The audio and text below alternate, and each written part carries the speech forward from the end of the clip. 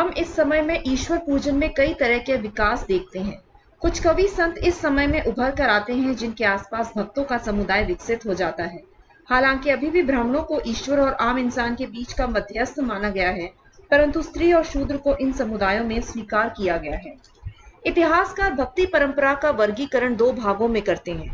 सगुण भक्ति, जिसमें विभिन्न देवता जैसे भगवान शिव, विष्णु, देवी पार्वती, दुर्गा तथा उनके अवतारों का पूजन होता है। दूसरी है निर्गुण भक्ति, जिसमें ईश्वर को कोई रूप या गुण नहीं दिया जाता, बस उसे निराकार समझकर ही भक्ति भाव से पूर्ण समर्पण दिया जाता है। यूं तो भक्ति परंपरा कई चरणों में विकसित हुई, पर पहली बार इसका उदय हमें देखने को मिलता है दक्षिण भारत में तकरीबन 6वीं शताब्दी में, जब अलवार, जो कि भगवान विष्णु के उपासक थे, और नयनार, जो कि शिव उपासक थे, आम जनता के बीच उन्हीं की भाषा यानी तमिल में भजन गाते दिखाई देने लगे। अपनी यात्रा के दौरान वे कुछ धार्मिक स्थलों की अपने आराध्य के धाम के रूप में पहचान करते, जहां बाद में कई बार बड़े बड़े मंदिरों का निर्माण किया जाता और ये धार्मिक तीर्थ स्थलों के रूप में उभर कर आते।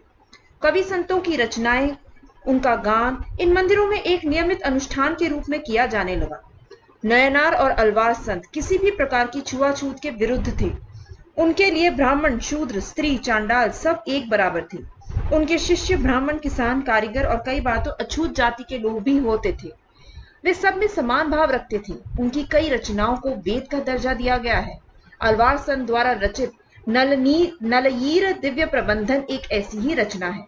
इसे अक्सर तमिल वेद भी कहा जाता है। भक्ति परंपराओं में महिलाओं का योगदान भी कुछ कम नहीं है। आंडाल दक्षिण भारत की एक ऐसी ही संत महिला है। वे 12 अलवार संतों में से एक हैं, जिन्हें दक्षिण भारत की मीरा भी कहा जाता है। यह अपने आप को भगवान विष्णु की पत्नी के रूप में देखती थी।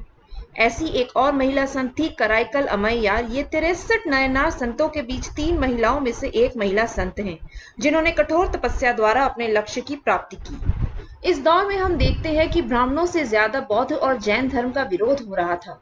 कई शक्तिशाली राजा भक्ति परंपरा तथा ब्राह्मणों को शाही संरक्षण दे रहे थे। कई तरह के दान तथा विशाल मंदिरों का निर्माण राजा महाराजा करवाते।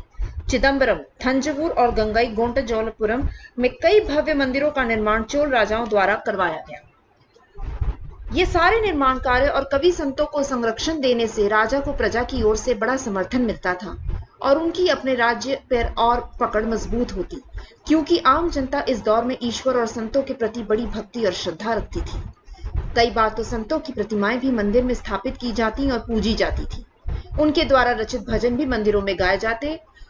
945 के एक अभिलेख से पता चलता है कि परंतक नाम के एक चोल राजा ने अपार, संबंदर और सुंदरर नामक 3 संतों की प्रतिमाएं शिव मंदिर में लगवा दी, जिन्हें त्योहारों में निकलने वाले जुलूस में भी शामिल किया जाता रहा।